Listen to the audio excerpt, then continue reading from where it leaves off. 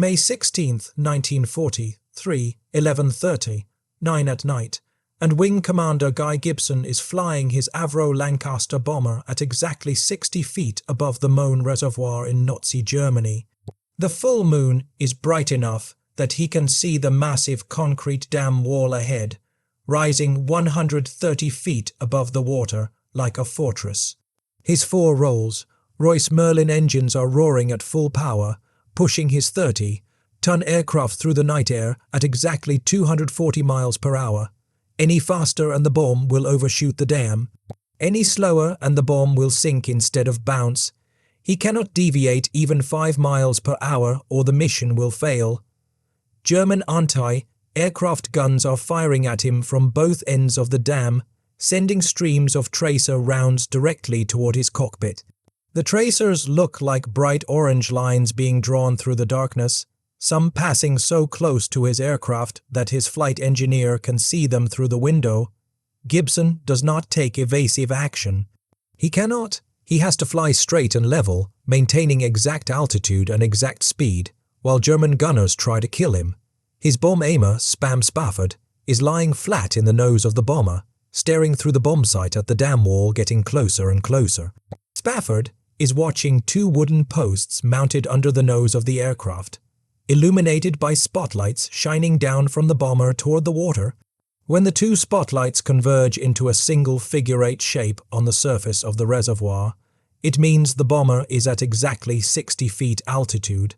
Any higher and the spotlights will not touch. Any lower and they will diverge. Spafford is also looking through a simple triangle-shaped bomb sight, waiting for two towers on the dam to align perfectly in the sight. When the towers align and the spotlights converge, that is the moment to release the bomb. That is the only moment. There is no second chance because they are carrying only one bomb, and once they drop it, they have to turn away immediately or the explosion will destroy their aircraft. Gibson's wireless operator, Hutchinson, is sitting in the fuselage behind the pilot, listening to anti-aircraft shells exploding around the bomber, feeling the aircraft shake from the concussions, wondering if the next shell will be the one that kills them all. Gibson's flight engineer, Pulford, is watching the altimeter and the airspeed indicator, calling out readings to Gibson constantly because the margin for error is measured in feet and seconds. 60 feet exactly, 240 miles per hour exactly, 1 degree off course and they miss, 1 second late and they die. German searchlights are sweeping across the reservoir, trying to illuminate the bomber and make it easier for the gunners to aim. Gibson's rear gunner, Trevor Roper, is firing back at the anti-aircraft positions, trying to suppress the German guns, knowing that his machine guns are almost useless against fortified positions, but firing anyway because doing something is better than doing nothing. The noise inside the bomber is overwhelming. 4 engines roaring, machine guns firing, anti-aircraft shells exploding, the wind screaming through the open bomb bay, where the doors have been removed to accommodate the massive cylindrical bomb that is now spinning at 500 revolutions per minute, powered by a hydraulic motor, waiting to be released. Spafford watches the towers in his bomb sight. They are getting closer, almost aligned, almost. The spotlights below the aircraft converge into a perfect figure, right on the water. Altitude is exactly 60 feet. The towers in the bomb sight align. Spafford presses the bomb release button. The 9,000-pound cylindrical bomb drops from the aircraft, still spinning backward at 500 revolutions per minute, and falls toward the moonlit water 60 feet below. The bomb hits the surface of the Möhne Reservoir and does something that no bomb in history has ever done before. It bounces.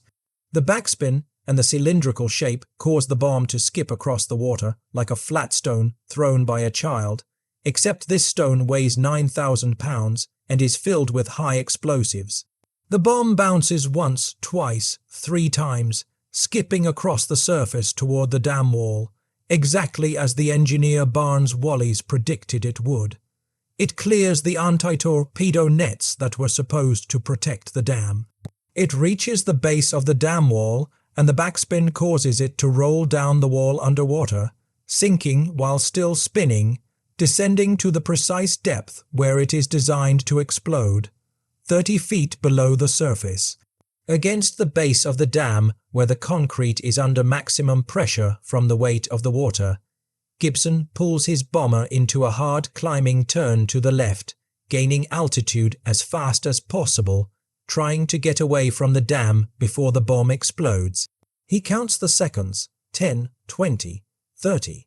The bomb is designed with a hydrostatic fuse that detonates at exactly 30 feet depth, and exactly 30 seconds after Gibson released it, the bomb explodes. The explosion happens underwater, which makes it more devastating, not less. Water does not compress like air. The shock wave from the explosion travels through the water at 5,000 feet per second and hits the dam wall with the force of an earthquake. The dam wall, 140 feet thick at the base, cracks. Gibson looks back and sees a massive column of water rising 500 feet into the air, higher than the dam itself, illuminated by the moonlight and the searchlights. Debris is flying through the air, the reservoir is churning, but the dam has not broken, not yet. Gibson radios the other bombers waiting nearby. One bomb was not enough. They need to attack again. Flight Lieutenant Hopgood, piloting the second Lancaster bomber, begins his attack run. Gibson flies alongside Hopgood's bomber, drawing fire from the German anti-aircraft guns, trying to protect Hopgood by making the Germans shoot at 2 targets instead of 1. It does not work. Hopgood's bomber is hit by anti-aircraft fire just as he releases his bomb. The Lancaster's fuel tanks explode. The bomber crashes into the ground beyond the dam in a ball of fire. Only 2 crew members survive. Hopgood is not one of them. His bomb bounces but misses the dam wall, exploding harmlessly in the valley beyond. The dam still stands. Flight Lieutenant Martin attacks next. His bomb bounces perfectly, strikes the dam wall, sinks, and explodes in exactly the right place. Another massive column of water rises into the air. The dam wall cracks further but still does not break. Squadron Leader Young attacks. His bomb also hits perfectly. Another explosion. Another crack spreading through the concrete, but the dam still stands. Then Squadron Leader Maltby makes the 5th attack. His bouncing bomb skips across the reservoir, strikes the dam wall, sinks to 30 feet depth, and explodes against the already cracked concrete. This time the dam breaks. The center section of the Moan Dam collapses. 130 million tons of water begin pouring through the gap. A wall of water 30 feet high, traveling at 15 miles per hour down the Ruhr Valley, smashing everything in its path. Factories, bridges, railroads, towns, all swept away by the flood. Gibson and the surviving bombers circle overhead, watching the destruction they have caused, knowing they have just accomplished something that every expert said was impossible. They have destroyed one of the most heavily defended targets in Nazi Germany using a bomb that bounces on water, and the night is not over. They still have 2 more dams to attack. To understand why Operation Chastise was necessary, you have to understand what the Ruhr Valley meant to Nazi Germany in 1943. The Ruhr Valley was the industrial heart of the Third Reich, a region in Western Germany that produced 70% of Germany's steel, 65% of its coal, and massive amounts of ammunition, tanks, aircraft, and weapons. The factories in the Ruhr were the reason Germany could continue fighting after years of war. Every Tiger tank, every Messerschmitt fighter, every artillery shell, every bullet fired by German forces came from the Ruhr or depended on materials from the Ruhr. As long as the Ruhr factories kept producing, Germany could replace its losses and continue the war. The Allied strategic bombing campaign had been trying to destroy the Ruhr factories since 1940, dropping thousands of tons of bombs on German industrial targets, but the results were disappointing. High-altitude bombing was inaccurate. Bombs dropped from 20,000 feet often missed their targets by hundreds of yards. Even when bombs hit factories, the Germans repaired the damage within weeks. The British Royal Air Force was losing bombers and crews at an unsustainable rate, and the German war machine kept running. In 1942, British strategic planners began looking for vulnerabilities in the Ruhr industrial system, weak points that, if destroyed, would cause cascading failures across multiple industries. They identified water as the critical vulnerability. The Ruhr factories required enormous amounts of water for steel production, coal washing, chemical manufacturing, and hydroelectric power generation. The water came from reservoirs in the nearby hills, held behind massive dams. 3 dams were especially critical. The Möhne Dam, the largest, held 140 million cubic meters of water and supplied the Ruhr Valley's water needs. The Eder Dam, even larger, held 200 million cubic meters and provided hydroelectric power and regulated river flow for transportation networks. The Sorp Dam was smaller but structurally different, an earth dam rather than a concrete gravity dam. If these 3 dams could be destroyed, British planners calculated, the resulting floods would devastate the Ruhr Valley.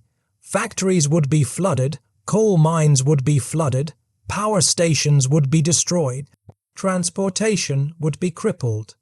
Even after the floodwaters receded, the loss of water reserves would force factories to reduce production or shut down entirely. The destruction of the dams could set back German industrial output by 6 months or more, potentially shortening the war and saving thousands of Allied lives. But destroying the dams seemed impossible. The Möhne Dam wall was 130 feet high and 140 feet thick at the base, made of reinforced concrete and stone. The Eder Dam was even larger. Both dams were protected by anti-aircraft gun positions at each end, searchlights, barrage balloons, and anti-torpedo nets stretched across the reservoirs to prevent underwater attacks. The dams had been designed to withstand earthquakes and floods. They were among the strongest structures in Germany. British bombing experts studied the problem and concluded that conventional bombing would not work. A bomber flying at 20,000 feet could not hit the narrow dam walls with any reliability. Even if a bomb did hit the wall, it would not penetrate deep enough to cause structural failure. The dams were simply too strong. Some planners suggested using the new 12,000-pound tallboy earthquake bombs that were being developed, but those bombs required specially modified Lancaster bombers and were not yet ready for operational use. Others suggested torpedo attacks, but the anti-torpedo nets made that impossible. Some suggested commando raids to place explosives on the dams, but the dams were too heavily guarded, and any explosives placed on the outside of the wall would not cause enough damage. By early 1943, the British Air Ministry had essentially given up on the idea of destroying the dams. They were classified as untouchable targets. Then a letter arrived at the Air Ministry from a man named Barnes Wallis, an aircraft designer and engineer who worked for Vickers Aviation. Wallis had been thinking about the dam problem for more than a year, and he believed he had a solution. His idea was radical, almost absurd, but the physics seemed sound. Instead of trying to penetrate the dam wall from above, Wallis proposed attacking it from below, underwater, using a bomb that would skip across the surface of the reservoir, bounce over the torpedo nets, and then sink against the base of the dam where the structure was weakest. The bomb would explode underwater at a precise depth, creating a shockwave that would crack the dam from the inside.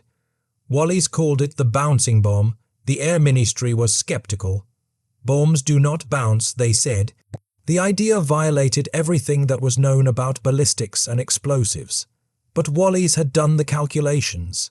He had tested scale models in his backyard, skipping marbles across water barrels. He believed it could work.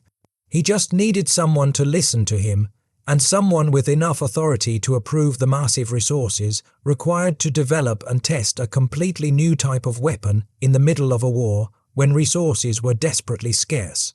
Wallis was not a random crank with a crazy idea. He was one of Britain's most respected aircraft designers. He had designed the geodetic airframe structure used in the Vickers Wellington bomber, one of the most successful British bombers of the early war years.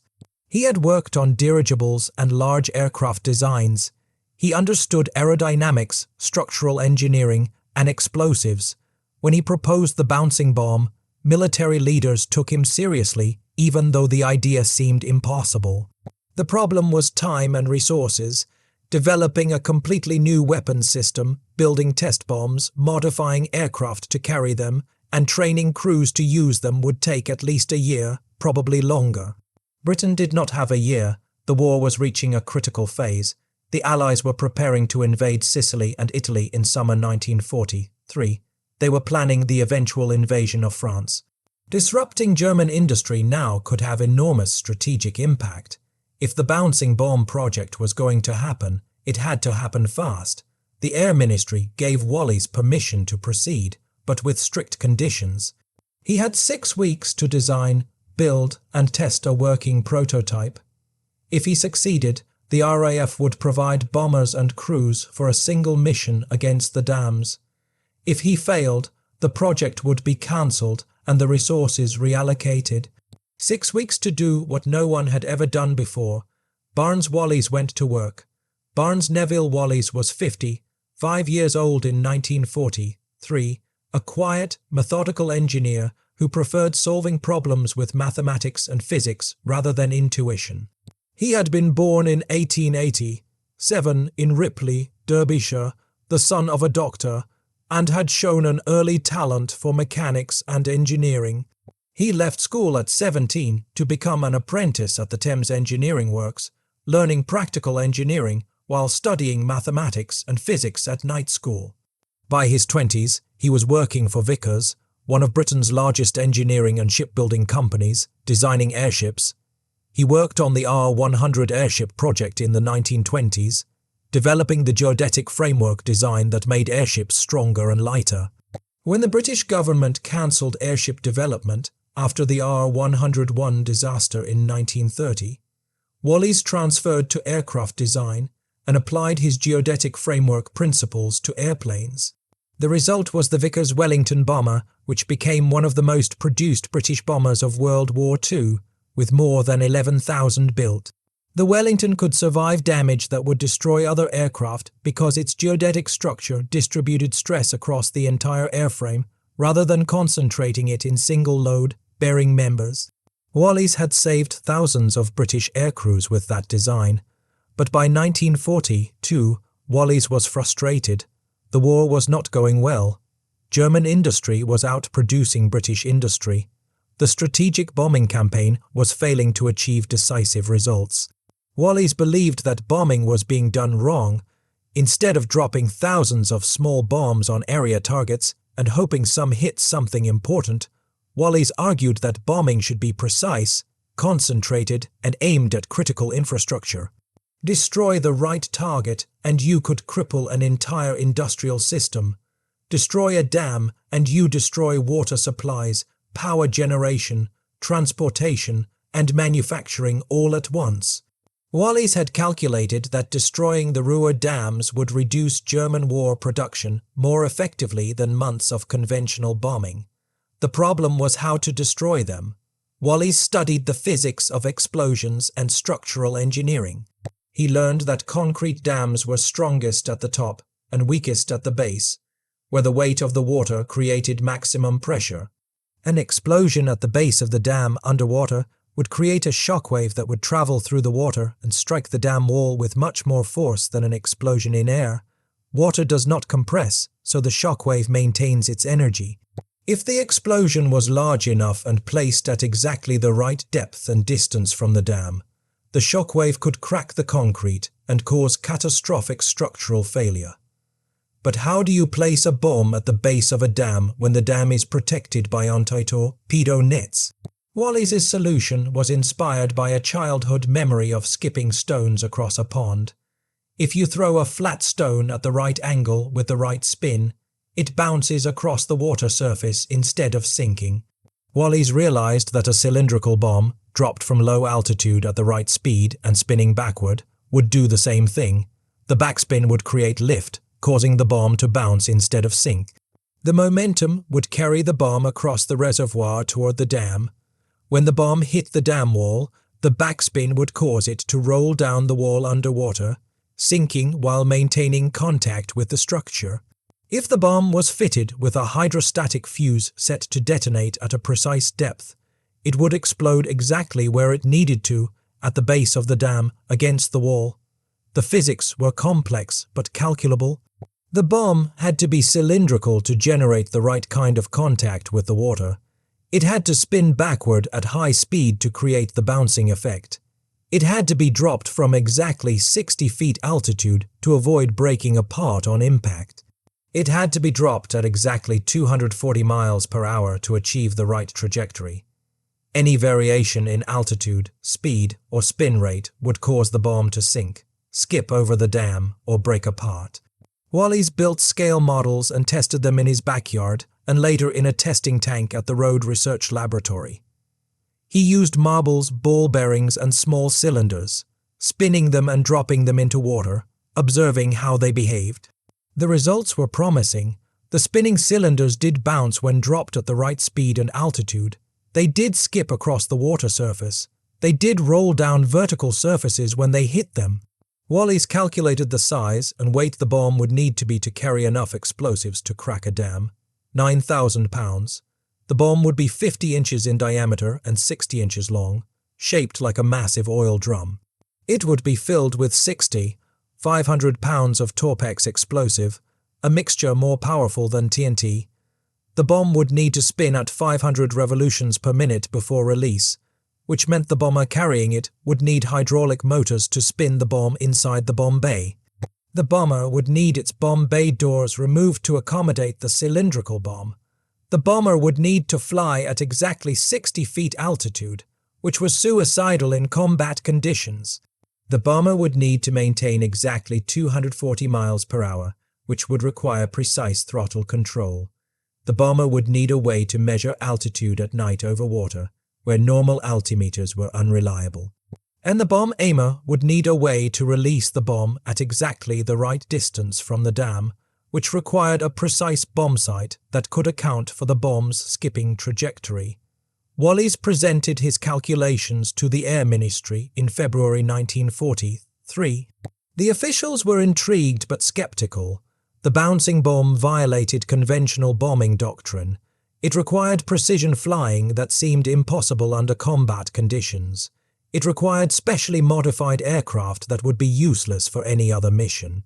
It required training that would take months, and there was no guarantee it would work. Wallis asked for 6 weeks and the resources to build and test full-scale prototypes. The Air Ministry, under pressure from Prime Minister Winston Churchill to find new ways to strike at German industry, agreed.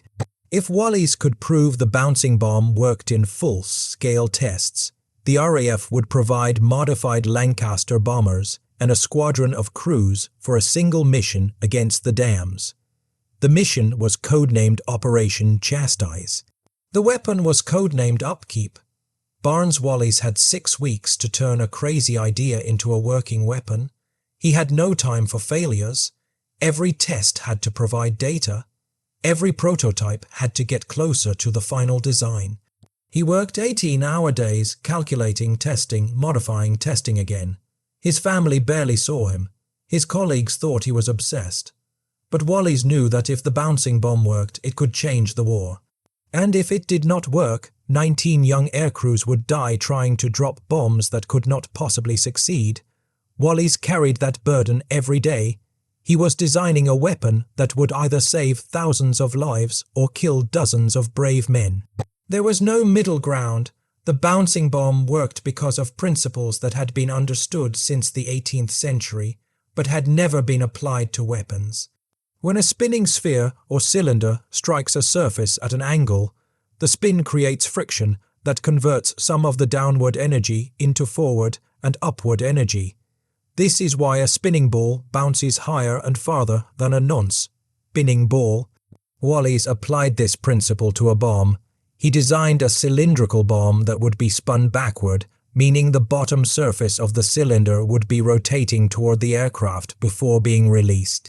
When the spinning bomb hit the water surface, the backspin would create an upward force that counteracted gravity. causing the bomb to bounce back into the air instead of sinking. The bomb would skip across the water like a stone, maintaining much of its forward momentum.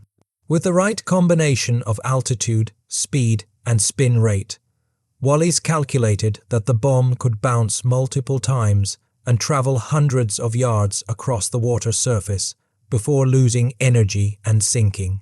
This would allow the bomb to clear the anti-torpedo nets protecting the dams, which extended only a few dozen yards from the dam walls. The cylindrical shape was critical. A spherical bomb would bounce unpredictably because a sphere has the same shape in all directions. A cylinder, rotating around its long axis, would interact with the water in a consistent, predictable way. The backspin would create a stable flight path. The cylinder would skip in a straight line toward the target. Wallis calculated that the bomb had to spin at 500 revolutions per minute to generate enough lift on impact. Slower, and the bomb would sink on first contact with the water. Faster, and the bomb might skip too many times and overshoot the target. The spin had to be applied before the bomb was released, which meant the Lancaster bombers would need hydraulic motors installed in the bomb bay to spin the bomb while the aircraft was flying. The bomb would be held in a cradle with arms that contacted the bomb's cylindrical surface, rotating it like a massive rolling pin. When the bomb aimer pressed the release button, the arms would retract and the spinning bomb would drop free, carrying its angular momentum with it toward the water below.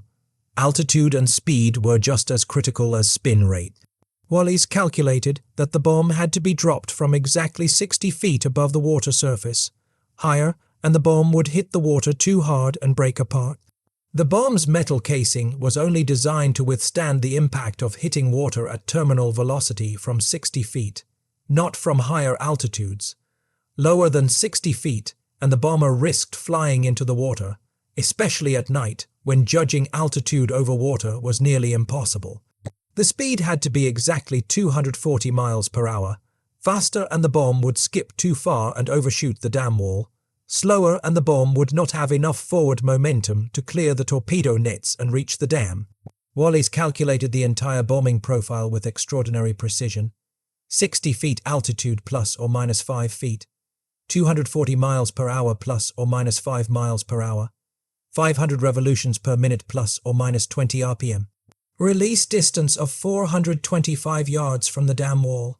All of these parameters had to be met simultaneously in darkness, under anti-aircraft fire, in an aircraft that weighed 30 tons and was not designed for low-altitude precision flying. The margin for error was almost zero. The final critical element was the hydrostatic fuse. Once the bomb sank after its final bounce, it had to explode at exactly the right depth to damage the dam. Too shallow, and the explosion would vent upward into the air, wasting most of its energy. Too deep, and the bomb would sink into the mud at the bottom of the reservoir and explode harmlessly below the dam's foundation. Wallis calculated that the optimum depth was 30 feet below the surface, measured from the waterline at the base of the dam wall. At that depth, the explosion would create a shock wave that would travel through the water and strike the dam wall at the point of maximum stress, where the weight of the water above created the most pressure on the concrete structure. The shock wave would act like a hydraulic ram, essentially trying to punch a hole through the base of the dam from the inside. If the explosion was powerful enough and placed precisely, the dam wall would crack. If multiple bombs hit the same section of dam, the cracks would propagate and the structure would fail catastrophically. The hydrostatic fuse had to be set to 30 feet depth, which meant it would detonate approximately 30 seconds after the bomb sank. This gave the attacking bomber enough time to escape the blast radius if the pilot turned away immediately after releasing the bomb. Wallis understood that he was asking bomber crews to do something that seemed suicidal. Flying at 60 feet altitude in a heavy bomber at night was extraordinarily dangerous. Lancaster bombers were designed to fly at 20,000 feet, not 60 feet. At 60 feet, there was no room for error. A moment of inattention, a gust of wind, a mistake by the pilot, and the aircraft would crash into the water, and everyone aboard would die instantly. And the crews would be doing this while being shot at by anti-aircraft guns at night over enemy territory, with no possibility of rescue if something went wrong. Wallace knew that if his calculations were wrong, if the bomb did not work as predicted, men would die for nothing. This knowledge haunted him throughout the development process. He tested obsessively, refining the design, adjusting the calculations, trying to eliminate every possible source of failure. But he also knew that no amount of testing could simulate the chaos of actual combat. The crews would be betting their lives that Barnes-Wallis had done his mathematics correctly. Some of them would lose that bet. Wallis accepted that burden because he believed the mission could save more lives than it cost. But accepting it and living with it were two different things. Barnes-Wallis would carry the weight of Operation Chastise for the rest of his life. February 1943, and Barnes-Wallis has his approval and his deadline. 6 weeks to design, manufacture, test, and prove that the bouncing bomb works. 6 weeks to solve problems that would normally take a year or more. Wallis assembles a team of engineers, machinists, explosives experts, and test personnel. They work out of Vickers facilities at Bar Hill and Weybridge, using every available resource. The first challenge is manufacturing the bomb casing. The cylinder has to be precisely engineered, perfectly balanced, strong enough to withstand the spin forces and the impact with water, but not so heavy that the Lancaster bombers cannot carry it. Wallis specifies that the casing will be made of welded steel plate, 50 inches in diameter and 60 inches long, with internal bracing to hold the Torpex explosive charge. The bomb will weigh 9,000 pounds when fully loaded. The Torpex charge itself will weigh 500 pounds, which is more explosive than most conventional bombs dropped from high altitude.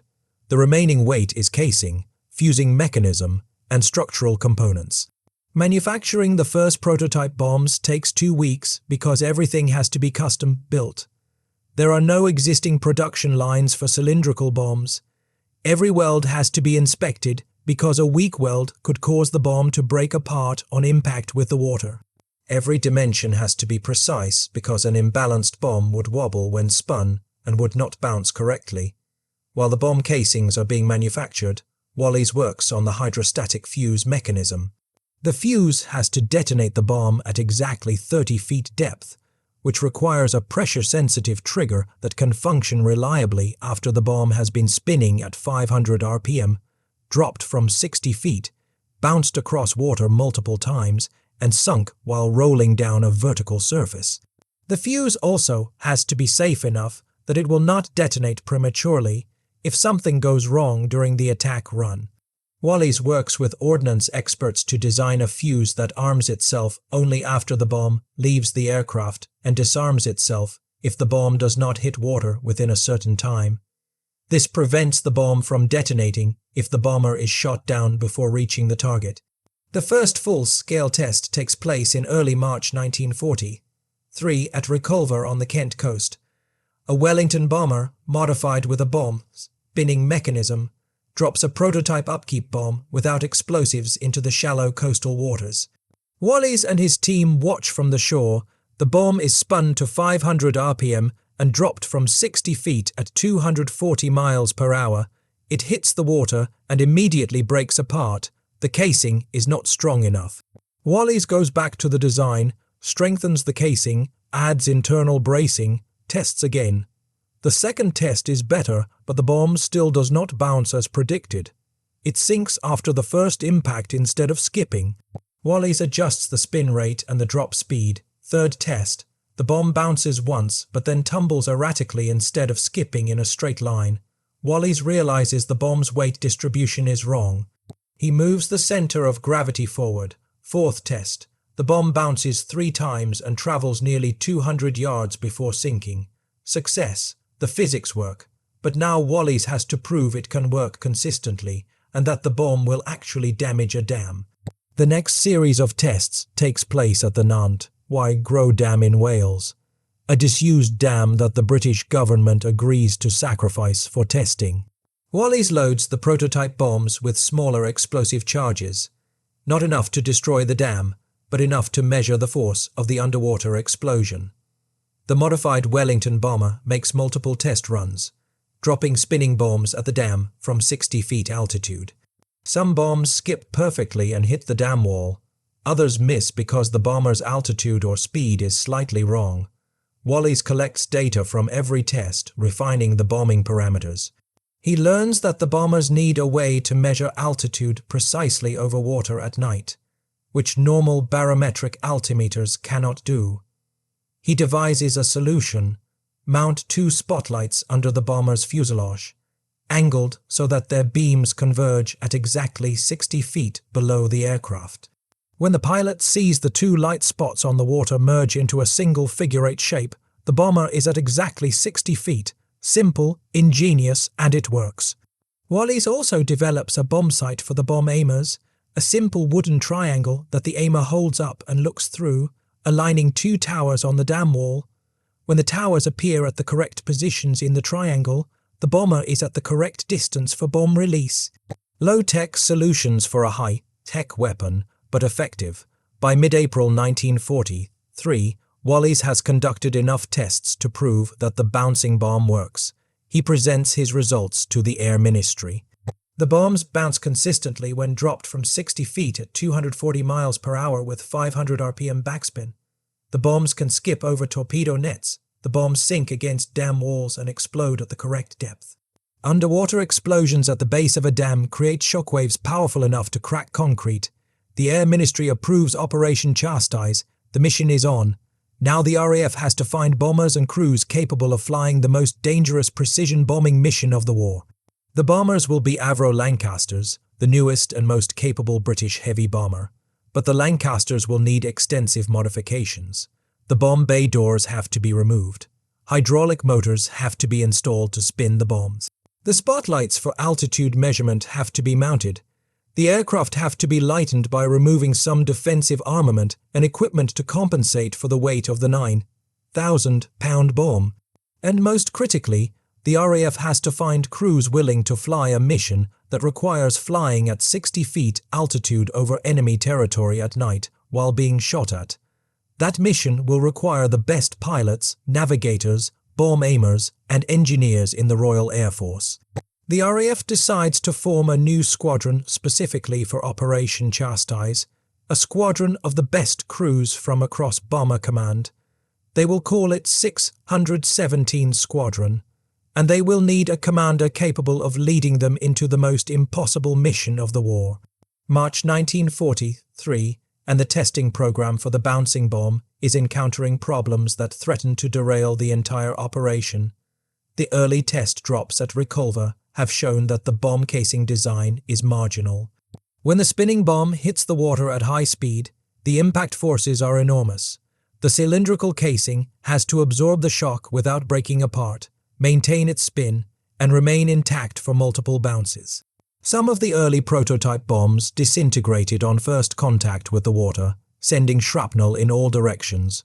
Wallis strengthens the casing by adding thicker steel plate and internal reinforcement ribs, but this adds weight.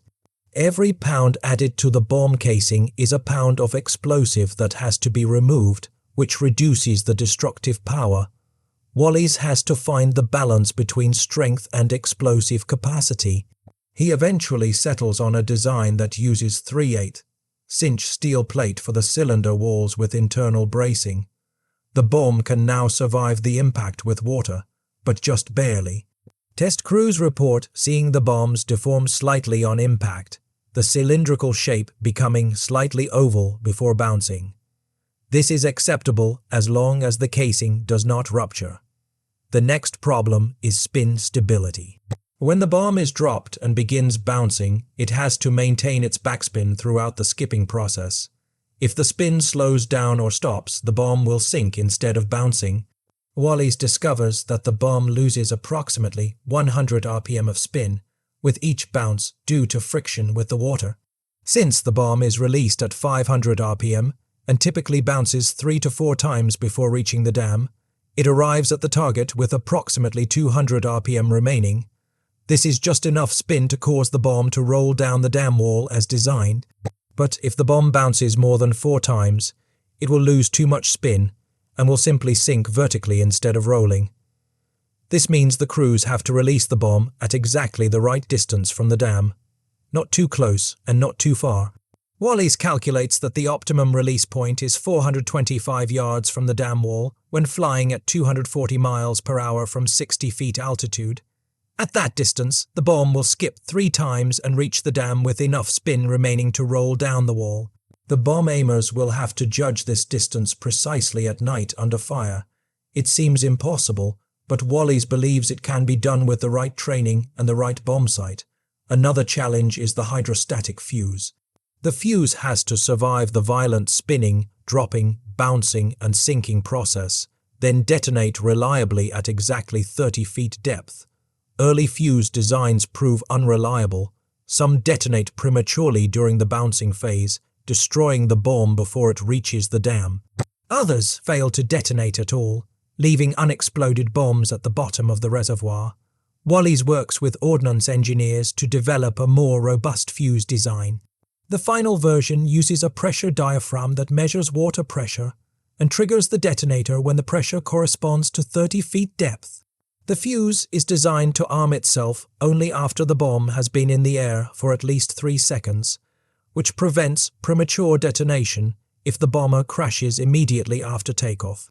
The fuse is also designed with a backup timer that detonates the bomb after 90 seconds regardless of depth, which prevents unexploded bombs from remaining in the reservoir, where they could be recovered and studied by German engineers.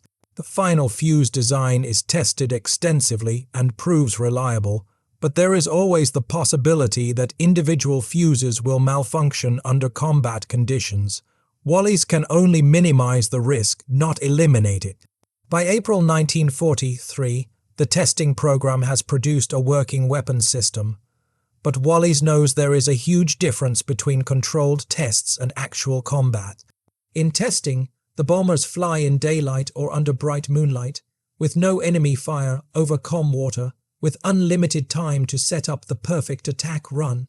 In combat, the crews will be flying at night, navigating by moonlight and minimal instruments, over unfamiliar terrain, under heavy anti-aircraft fire, with German searchlights trying to blind them, with only one chance to get the attack right.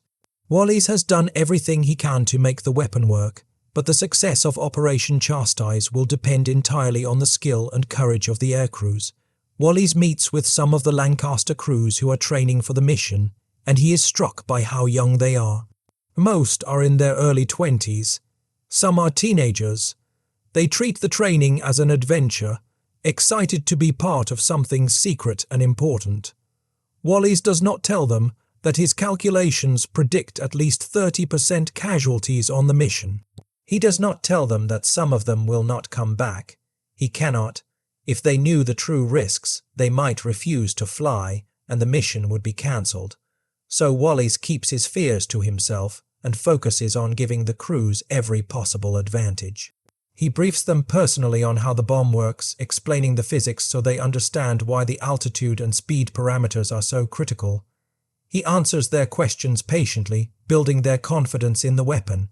And privately, he prays that his mathematics are correct, because if they are not, these young men will die because of his mistakes. Prime Minister Winston Churchill has been following the bouncing bomb development with intense interest. Churchill loves unconventional weapons and daring operations. He has always believed that Britain must strike at Germany in unexpected ways, using ingenuity and courage to compensate for Britain's smaller industrial base and smaller military. When he is briefed on the bouncing bomb tests in April 1943, Churchill immediately sees the strategic potential. The Ruhr dams are symbols of German engineering and industrial power. Destroying them would be a psychological blow as well as a practical one. It would demonstrate that no German target is truly safe, that British ingenuity can overcome German defensive preparations. Churchill asks detailed questions about the mission plan, the expected casualties, the probability of success. He is told that the mission will require 19 Lancaster bombers flying at extremely low altitude through heavily defended airspace. Casualties are expected to be high, possibly 50% or more. Success is not guaranteed. Even if the bombs work perfectly, the dams might not break. German engineering is excellent and the dams were built to last. But if the mission succeeds, the impact on German war production could be enormous. Churchill weighs the risks and benefits. He knows that Britain is planning the invasion of Sicily in July 1943 and the eventual invasion of France in 1944. Anything that disrupts German industry now will reduce the number of German tanks, aircraft, and troops that Allied soldiers will face in those invasions. Destroying the Ruhr dams could save thousands of Allied lives in future battles. Churchill also considers the propaganda value. Britain has been on the defensive for years, enduring the Blitz, suffering defeats in North Africa and Asia, struggling to achieve meaningful victories against Germany. A successful attack on the Ruhr dams would be a major propaganda victory, showing the British people and the world that Britain can strike back, that German industrial might is vulnerable. Churchill makes his decision. Operation Chastise is approved. He authorizes the allocation of 19 Lancaster bombers, all necessary modifications, and the formation of a special squadron to carry out the mission. He also insists that the mission be led by the best bomber pilot in the Royal Air Force, someone with proven skill, courage, and leadership ability. The RAF knows exactly who Churchill is talking about. Wing Commander Guy Gibson. Guy Gibson is 24 years old in April 1943, but he has already completed more than 170 bombing missions over Germany, more than almost any other pilot in the RAF. He has flown Hampton bombers and Manchester bombers before transitioning to Lancasters. He is known for his aggressive flying style, his calm under fire, and his ability to lead complex missions. He has been awarded the Distinguished Service Order and Bar, the Distinguished Flying Cross and Bar, and is one of the most decorated pilots in Bomber Command. He is also known for pushing himself and his crews to the absolute limit, accepting casualties as an inevitable part of war, never showing fear even when the mission seems suicidal. Gibson is exactly the kind of leader Operation Chastise needs, someone who will demand perfection from his crews and will not accept failure. In mid-March 1943, Gibson is summoned to RAF High Wycombe and told that he is being given command of a new squadron, 617 Squadron, formed specifically for a special mission. He is not told what the mission is, only that it is important and dangerous and that he has 6 weeks to select crews, conduct training, and prepare for an operation unlike anything the RAF has attempted before. Gibson's first task is selecting crews. He is authorized to recruit from across Bomber Command, choosing the best pilots, navigators, bomb aimers, wireless operators, flight engineers, and gunners he can find. Gibson knows most of the experienced crews personally because the bomber community is small and everyone knows who the good crews are. He selects pilots who have completed multiple combat tours, men who have proven they can fly under pressure and bring their aircraft back even when damaged. He selects navigators who can find targets in darkness with minimal instruments. He selects bomb aimers who have demonstrated precision in previous operations. He builds a squadron of proven veterans, men who will not panic when the anti-aircraft fire starts. Gibson Hand picks 133 airmen to form 19 Lancaster crews. Each crew consists of 7 men: pilot, navigator, bomb aimer, wireless operator, flight engineer, and 2 gunners. These 133 men will be 617 Squadron. Gibson does not tell them what their mission will be. He tells them only that they are part of something special, something that could change the war. Most of the men are excited. A few are suspicious because special missions usually mean dangerous missions, but they all volunteer. No one turns down Guy Gibson. By early April 1940, 617 Squadron is assembled at RAF Scampton in Lincolnshire. The aircrews arrive expecting to begin normal bomber operations, but instead they are told they will be conducting specialized low-altitude training. They are ordered to practice flying Lancaster bombers at extremely low altitude, initially at 200 feet, then 150 feet, then 100 feet, then 60 feet. The crews think this is insane. Lancaster bombers are not designed for low-altitude flying. They are heavy four-engine bombers meant to cruise at 20,000 feet. Flying them at 60 feet is terrifyingly difficult and dangerous. The Lancaster has poor visibility downward from the cockpit. The pilot cannot see directly below the aircraft. Judging altitude over water at night is nearly impossible. Several crews crash during training, killing everyone aboard, because they misjudge their altitude and fly into the ground or water. Gibson pushes the training harder, insisting that the crews must be able to maintain exactly 60 feet altitude in darkness while flying at exactly 240 miles per hour. He still does not tell them why. The training continues for 6 weeks, day and night, over reservoirs and coastal waters, until every crew can maintain 60 feet altitude consistently. Only then does Gibson call a full squadron briefing and tell them what their target will be.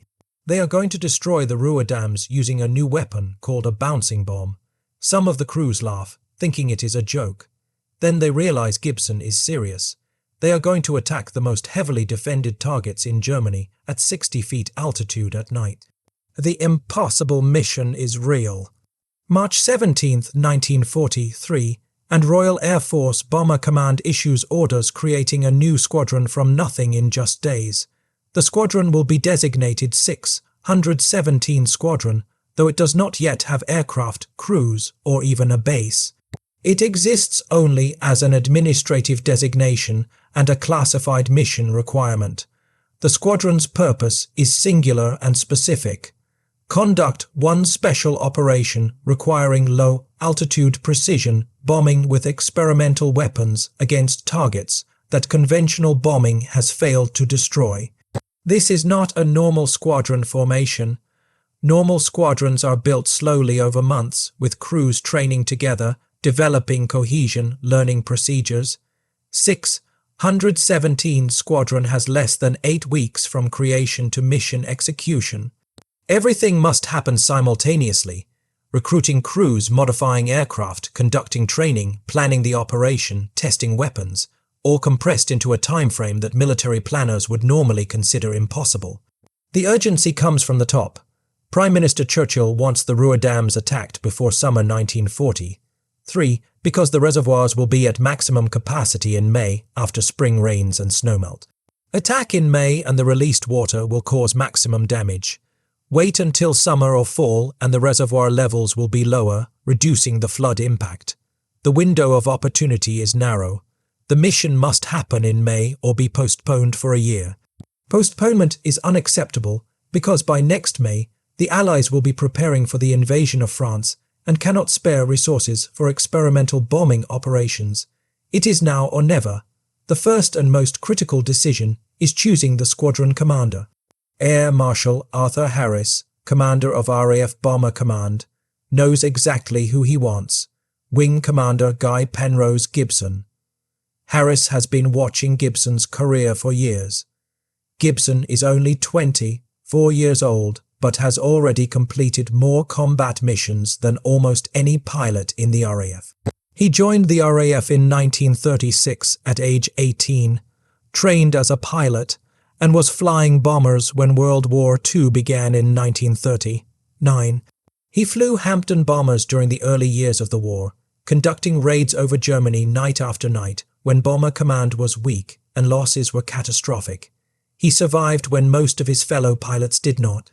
He was promoted to squadron leader and given command of a bomber squadron, leading from the front, flying the most dangerous missions himself. He was awarded the Distinguished Service Order for exceptional leadership and courage. Then he completed a tour flying night fighters, shooting down German bombers attacking Britain during the Blitz.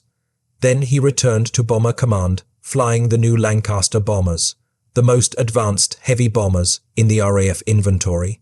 By March 1943, Gibson has flown 173 combat missions, more than 3 complete combat tours. He has been shot at hundreds of times. He has watched friends die. He has bombed German cities knowing that people below were burning to death. He has become emotionally hardened, capable of making life and death decisions without hesitation, demanding absolute perfection from his crews because he knows that mistakes mean death. Gibson is not universally liked. Some crews find him cold, harsh, unsympathetic to weakness or fear. He has little patience for excuses or failure. He believes that war is about killing the enemy before they kill you, and sentimentality is a luxury that gets people killed. But everyone respects his skill and courage. Gibson never asks his crews to do anything he will not do himself. He always flies the most dangerous missions. He never hides in headquarters while his men face death. Harris knows that Operation Chastise will require a commander capable of leading men into almost certain death without wavering. Someone the crews will follow because they trust his competence, even if they do not love his personality. Gibson is that commander. Harris summons Gibson to Bomber Command headquarters at High Wycombe on March 15th and offers him command of the new squadron. Harris does not tell Gibson what the mission will be, only that it is special, important, dangerous, and that Gibson will have authority to recruit any crews he wants from across Bomber Command. Gibson accepts immediately. He has technically completed enough missions to rotate back to a training position or staff assignment, but Gibson does not want to stop flying combat missions. He is addicted to the adrenaline, the clarity of purpose, the simplicity of combat compared to the complexity of peacetime life. Harris gives Gibson 1 week to select his crews and report to RAF Scampton in Lincolnshire, where 617 Squadron will be based. Gibson begins recruiting immediately. He knows personally most of the experienced bomber pilots in RAF Bomber Command because the community is small and elite pilots develop reputations. Gibson looks for specific qualities. He wants pilots who have completed at least 1 combat tour, meaning they have survived 30 missions, which automatically eliminates novices. He wants pilots who are skilled at low-altitude flying, which is unusual because Bomber Command doctrine emphasizes high-altitude operations. He wants pilots who are calm under pressure, who do not panic when being shot at, who can maintain precise control of their aircraft in difficult conditions. He wants complete crews, not individual airmen, because crews that have flown together develop coordination that cannot be trained quickly. Gibson visits bomber bases across England, talking to squadron commanders, watching training flights, interviewing pilots.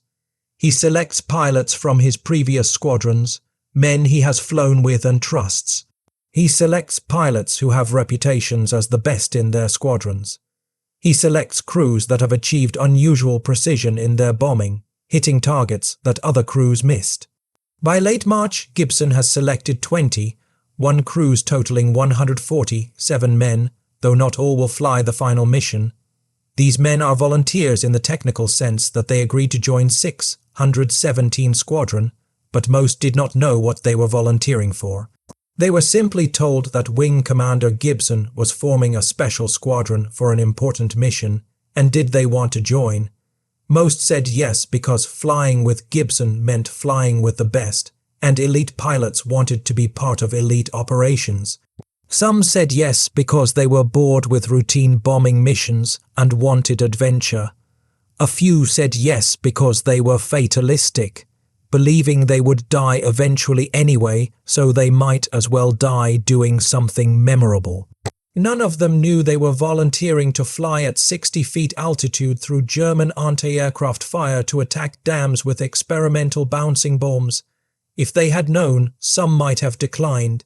But by the time they learned the truth, they were committed, and backing out would mean admitting cowardice, which was unthinkable for men who had survived dozens of combat missions. By early April 1940, 617 Squadron is assembled at RAF Scampton. The base is crowded because it already hosts several operational bomber squadrons, so 617 Squadron has to squeeze into available space. The crews are housed in Nissen huts, semicircular corrugated metal shelters that are cold, damp, and uncomfortable but standard accommodation for wartime air bases. The squadron receives its Lancaster bombers, which arrive in standard configuration and must be immediately modified. Maintenance crews work around the clock removing bomb bay doors, installing hydraulic motors for spinning the bombs, mounting spotlights under the fuselages, removing some defensive armament to reduce weight, adjusting fuel tanks. The modifications are so extensive that the modified Lancasters are essentially unique aircraft, useless for normal bombing operations, dedicated entirely to the bouncing bomb mission. This makes 617 Squadron expensive and risky. If Operation Chastise fails, the squadron has no other purpose. The aircraft cannot be easily converted back to standard configuration. The crews have been pulled from other squadrons, creating gaps in Bomber Command's operational strength. Resources have been diverted from conventional bombing campaigns. Air Marshal Harris is gambling that one special operation will achieve results that justify all these costs. Harris is betting that 617 Squadron will accomplish something that changes the war. Gibson knows all of this. He knows that failure will not just mean his own death, but will mean the death of his squadron's reputation, waste of resources, questions about whether the entire bouncing bomb concept was foolish. Success or death, there is no middle outcome. Gibson accepts this pressure because he thrives under pressure. The higher the stakes, the calmer Gibson becomes. His crews watch him during these early weeks at Scampton and realize that Gibson is not nervous about the mission. He is excited. This will be his masterpiece. The 133 men of 617 Squadron who will fly Operation Chastise are not typical. They are the survivors, the lucky ones, the skilled ones who have beaten odds that killed most of their peers. RAF Bomber Command has the highest casualty rate of any British military service in World War II. More than half of all bomber aircrews will die during the war. The average life expectancy of a bomber crew member is measured in missions, not years. Crews that complete 30 missions to earn a combat tour completion are statistically exceptional. Many of the men Gibson has selected for 617 Squadron have completed entire combat tours and volunteered for additional tours. These are men who have already survived what kills most crews and have chosen to keep flying into danger. They are young, most in their early 20s, some teenagers. The youngest pilot is Dave Shannon, an Australian, just 20 years old. The oldest crew members are in their early 30s and are considered ancient by the standards of Bomber Command. They come from across the British Commonwealth: England, Scotland, Wales, Australia, Canada, New Zealand. Some are career military who joined the RAF before the war. Most are wartime volunteers who left civilian jobs to fight. They are teachers, students, clerks, farmers, factory workers who learned to fly bombers and discovered they were good at it, good enough to survive. Flight Lieutenant John Hopgood, known as Hoppy, is Gibson's closest friend in the squadron and one of the pilots Gibson trusts most. Hopgood is 20, 2 years old, from Surrey, educated at Cambridge University, cultured and thoughtful, everything Gibson is not. They are opposites who became friends because Hopgood balances Gibson's aggressive intensity with calm analysis. Hopgood has completed one combat tour and volunteered for a second. He is engaged to be married to a woman named Mima, and they are planning a wedding for later in 1943. Hopgood's crew is one of the most experienced in the squadron, with multiple tours among them. They have trained together for months, developing the coordination that makes the difference between surviving and dying. Hopgood flies Lancaster M Mother, one of the aircraft that will attack Moan Dam in the first wave. Hopgood does not know it, but he will die on the mission, shot down by German anti-aircraft fire moments after releasing his bomb. His fiancée will receive a letter from the Air Ministry informing her that Flight Lieutenant Hopgood is missing in action, presumed killed. She will wait months hoping for news that he was captured and is a prisoner of war. The news will never come. Hopgood's body will be found in the wreckage of his Lancaster and buried in Germany. He will never have his wedding. Flight Lieutenant David Maltby is 20, 3 years old, from Yorkshire, quiet and methodical. He joined the RAF in 1940 and has been flying bombers since 1941. Maltby is known for his precision bombing, hitting targets other crews miss. Gibson selected him specifically because Operation Chastise requires bombing accuracy that most crews cannot achieve. Maltby will fly Lancaster J. Johnny and will be the pilot who drops the bomb that finally breaks Moan Dam. After 4 previous attacks have damaged the dam but not broken it, Maltby's bomb will strike exactly the right spot, explode at exactly the right depth, and crack the already weakened concrete past the failure point. Maltby will watch the dam collapse as he circles overhead, knowing he has just accomplished something historic. He will survive Operation Chastise and continue flying with 617 Squadron for months afterward, completing many more missions. But in September 1944, Maltby will be killed when his Lancaster is shot down over Germany during a routine bombing raid. He will be 24 years old. His bomb that broke the Moan Dam will be his most significant achievement in a short life. Flight Lieutenant David Shannon, the youngest pilot in the squadron, is 20 years old from South Australia. Shannon joined the Royal Australian Air Force in 1941 and volunteered for transfer to RAF Bomber Command. He arrived in England in 1942 and began flying Lancasters. Shannon is baby-faced, looks 16, but flies like a veteran. He has exceptional skill at low-altitude flying, which is why Gibson selected him. Shannon will fly Lancaster L-Ither and will attack Eder Dam, the second primary target. Shannon will make multiple attack runs over Eder Dam, trying repeatedly to line up the perfect approach through the difficult terrain, finally succeeding and dropping his bomb accurately. He will survive Operation Chastise and will become one of the most decorated pilots in 617 Squadron, eventually completing more than 100 missions total. Shannon will survive the war, return to Australia, and live until 2015, dying at age 92, one of the last surviving Dambusters. In interviews late in his life, Shannon will say that Operation Chastise was the most frightening mission he ever flew, more terrifying than any of the 100 missions that followed, because flying at 60 feet through German fire felt like suicide. Pilot Officer Les Knight is an Australian from Melbourne, 22 years old, tall and athletic. Knight was a bank clerk before the war, living a quiet, ordinary life. He joined the Royal Australian Air Force after Pearl Harbor and trained as a pilot. Knight is known for being unflappable under fire, never showing fear, always maintaining control. His crew adores him because he keeps them alive through skill and calmness. Knight will fly Lancaster N, nuts, and will attack Eder Dam after Shannon. Knight's bomb will hit perfectly, striking the already damaged dam and causing the final collapse. Knight will survive Operation Chastise but will be killed 7 months later when his Lancaster is shot down returning from a raid on the Dort, Mundem's Canal. Knight will keep his crippled bomber flying long enough for most of his crew to bail out and survive, but Knight himself will die in the crash. He will be 23 years old. His crew members who survive will say that Knight saved their lives by staying at the controls while they escaped, sacrificing himself so they could live. This is the pattern in Bomber Command. Young men do extraordinary things and die before they turn 25.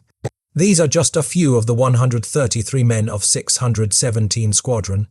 Each has a story. Each has a reason for being there.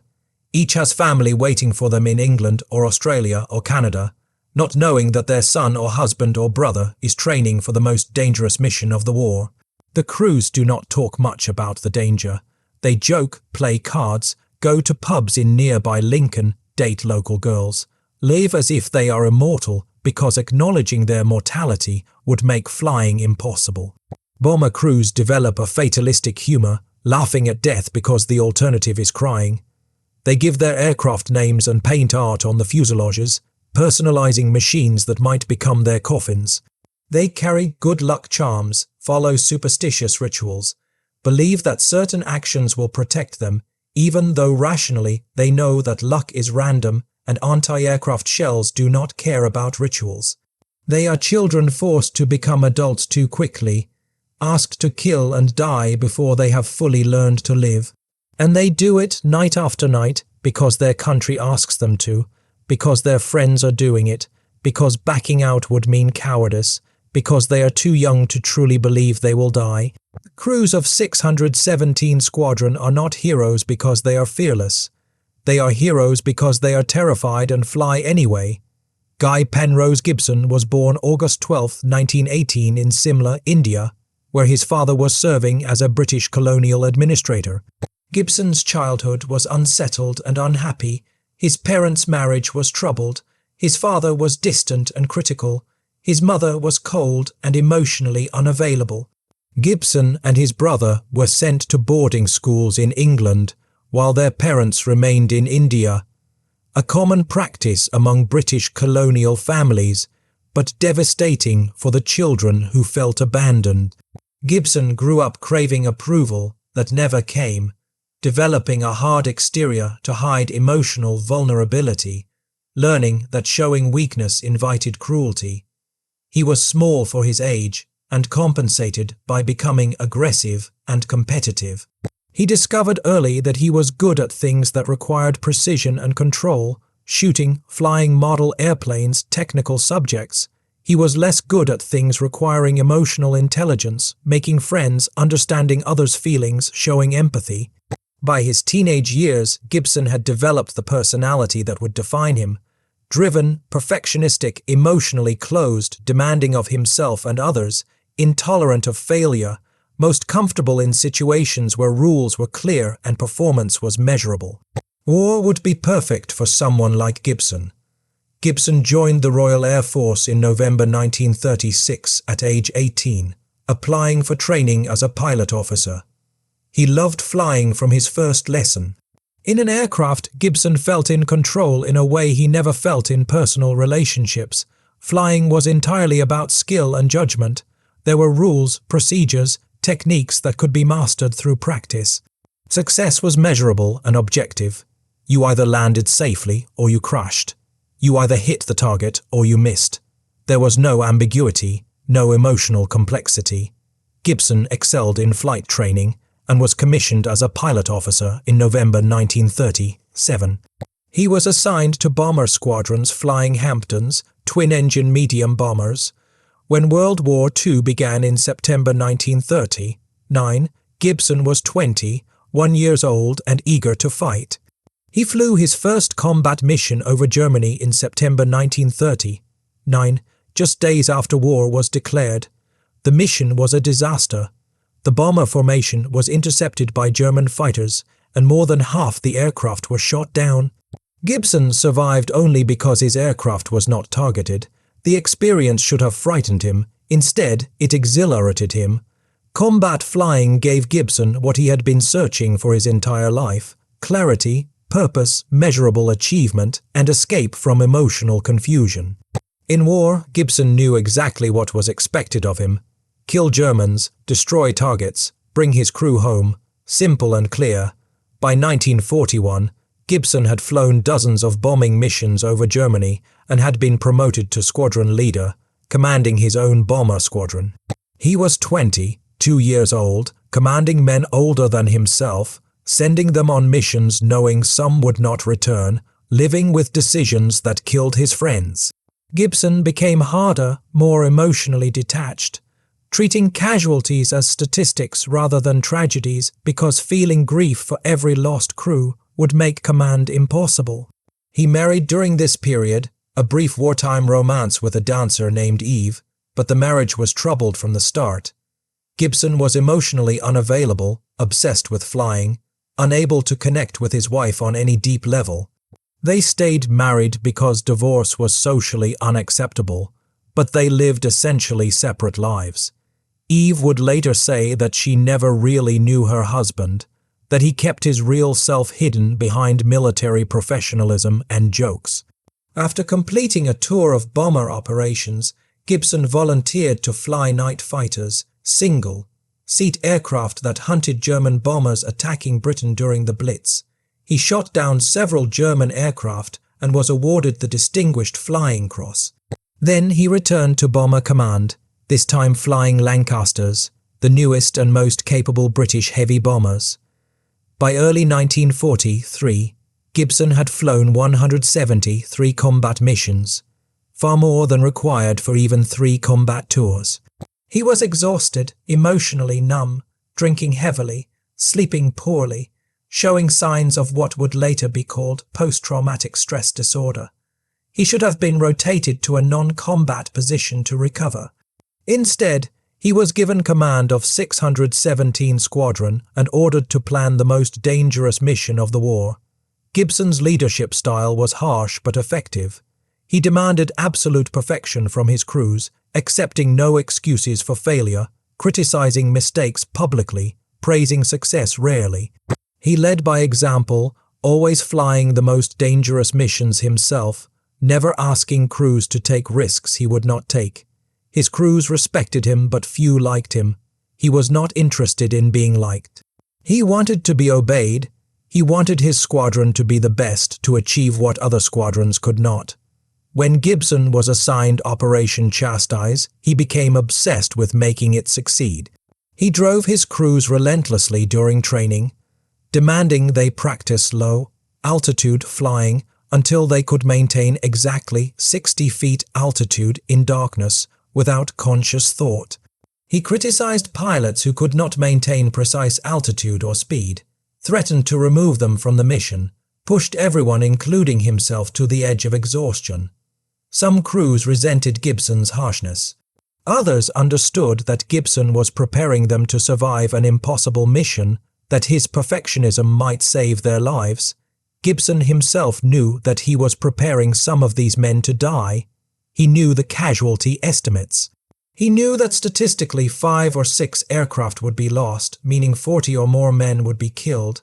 He knew some of the pilots he was training would be dead within weeks. He carried that knowledge silently, never discussing it, burying it under professional focus and obsessive planning. Gibson would later say that the weeks before Operation Chastise were the worst period of his life, worse than any combat he had experienced, because he was planning deaths rather than just risking his own life. Gibson survived Operation Chastise and was awarded the Victoria Cross, Britain's highest military decoration. He became a national hero overnight, his photograph in newspapers, his story told in propaganda broadcasts. He was sent on publicity tours to the United States and Canada, meeting with politicians and military leaders, giving speeches to boost morale. He hated it. He wanted to keep flying combat missions, but the Air Ministry decided Gibson was too valuable as a symbol to risk in combat. Gibson was grounded and assigned to staff positions. He became depressed, drank more heavily, fought with his wife, felt useless. In September 1944, Gibson convinced his superiors to let him fly one more mission, a raid on German targets in the Netherlands. Gibson was flying as an observer in a Mosquito bomber on September 19, 1944, when his aircraft was shot down over the Netherlands. He was killed instantly. He was 26 years old. His wife received the telegram informing her that her husband had been killed in action. She felt relief as much as grief, she later admitted, because Gibson's war was finally over and he could finally rest. Gibson was buried in the Netherlands. His grave became a place of pilgrimage for veterans who served under him, men who resented his harshness but respected his courage, men who owed their lives to Gibson's leadership, men who understood that Gibson had sacrificed himself long before his aircraft was shot down, burning himself out. Lead them through impossible missions. Guy Gibson was a difficult man, not particularly likable, emotionally damaged by childhood and war. But he was exactly the leader Operation Chastise required. April 1943, RAF Scampton and 617 Squadron begins training for a mission they still do not fully understand. Gibson has told them only that they will be conducting low-altitude precision bombing against targets in Germany, that the mission is important, that the training will be difficult. The crews are skeptical. Low-altitude bombing contradicts everything Bomber Command has taught them. RAF doctrine emphasizes flying at 20,000 feet to stay above German anti-aircraft fire.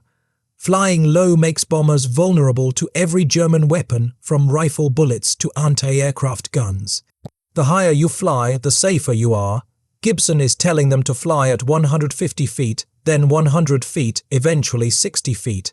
At 60 feet, a moment of inattention means crashing. A bird strike could bring down an aircraft. There is no room for error, no altitude to trade for speed if engines fail, no time to bail out if something goes wrong. Flying Lancaster bombers at 60 feet seems like suicide. Several crews voice concerns. Gibson dismisses them. This is what the mission requires. Either learn to fly at 60 feet or be removed from the squadron. The training begins. The early training missions are terrifying. Lancasters are massive aircraft, 70 feet long with 103-foot wingspan, weighing 30 tons fully loaded. They are not agile. They do not respond quickly to control inputs. Flying them at high altitude with room to maneuver is challenging. Flying them at 60 feet over water at night borders on impossible. The pilots cannot see downward from the cockpit. They have to judge altitude by looking at the horizon and the water surface at angles, estimating height through experience and instinct. Many pilots initially fly too high, climbing to 100 or 200 feet without realizing it, because their instincts tell them that flying lower is dangerous. Gibson forces them to fly lower and lower until they are literally at 60 feet, so low that the bomber's propeller wash creates visible ripples on the water below. The first time a pilot successfully maintains 60 feet for an entire practice run, the sense of achievement is enormous. Then Gibson tells them to do it again and again and again until maintaining 60 feet becomes automatic, until they can do it in complete darkness, until altitude control requires no conscious thought. The training is repetitious and exhausting. The crews fly practice missions every night, taking off at dusk, flying to reservoirs in central England, practicing low-altitude runs over water, flying until dawn, landing exhausted, sleeping a few hours, repeating the process. After 2 weeks, several pilots still cannot consistently maintain 60 feet altitude. Gibson removes them from the mission and replaces them with pilots from other squadrons. There is no time for sympathy or second chances. Navigation training is equally difficult. The mission will require flying from England to targets in Germany at low altitude, following specific routes to avoid known German anti-aircraft positions, navigating by moonlight and dead reckoning because radar navigation aids do not work at low altitude over land. Navigators have to plot courses that keep the bombers over unpopulated areas where they will not be observed, avoiding cities and military bases, threading through gaps in German defenses. At high altitude, navigation errors of a few miles are acceptable because pilots can see distant landmarks and correct course. At low altitude, a navigation error of 1 mile could mean flying directly over a German airfield or flak battery. The navigators study maps of Germany until they have memorized the terrain, learning rivers and forests and hills that will be visible in moonlight. They practice navigation exercises over England, flying precise courses at low altitude at night, checking their accuracy when they reach destination points. The exercises reveal how difficult low altitude navigation is. Landmarks that are obvious in daylight disappear in darkness. Terrain looks different from 60 feet than from 20,000 feet. Wind speed and direction affect the aircraft more at low altitude, requiring constant course corrections. Several navigators struggle with the demands. Gibson replaces them. By late April, the squadron has lost nearly a quarter of its original crews, replaced by new crews recruited from across Bomber Command. The training has become a selection process, weeding out anyone who cannot meet Gibson's standards. The bomb aimers face their own challenges.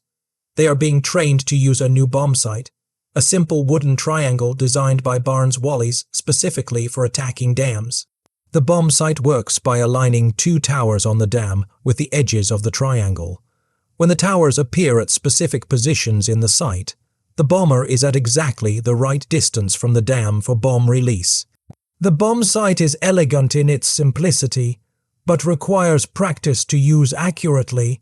The bomb aimer has to lie in the nose of the Lancaster, which is entirely transparent perspex, looking down through the bomb sight while the bomber flies at 240 miles per hour 60 feet above water, while German anti-aircraft guns are firing at him. The bomb aimer has to ignore the fear, ignore the gunfire, focus entirely on aligning the towers in the bomb sight, wait for the perfect moment, press the release button. If the bomb aimer is half a second early or late, the bomb will miss the dam. Bomb aimers practice on English reservoirs, using local dams as practice targets, making dry runs without releasing bombs, calling out when they would have pressed the release button, checking afterward whether the bomber was at the correct position. The practice reveals individual differences in skill. Some bomb aimers consistently achieve correct release points. Others are erratic, sometimes accurate and sometimes off by significant margins. Gibson watches the practice results and makes decisions. The best bomb aimers stay. Those who cannot achieve consistent accuracy are replaced. By early May 1943, after 6 weeks of intensive training, 617 Squadron has 19 crews that meet Gibson's standards. They can maintain 60 feet altitude in darkness over water. They can navigate precise courses at low altitude at night. They can use the bomb sight to hit release points accurately. They can coordinate as crews, each member performing their role precisely while the aircraft maneuvers in dangerous conditions. They are ready for combat, but they still do not know what the targets are.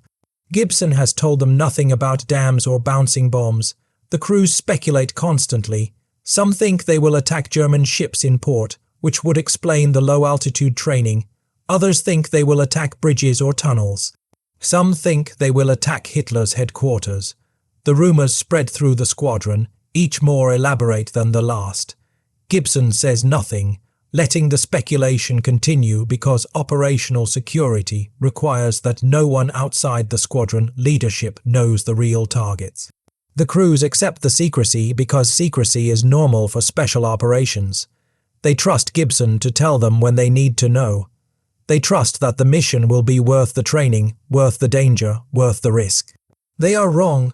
Nothing could be worth what they are about to face, but they do not know that yet. In early May, they are excited, eager, ready. They think they are prepared for anything. On May 15, 1943, they will finally learn what they have been training for. And some of them will wish they had never volunteered.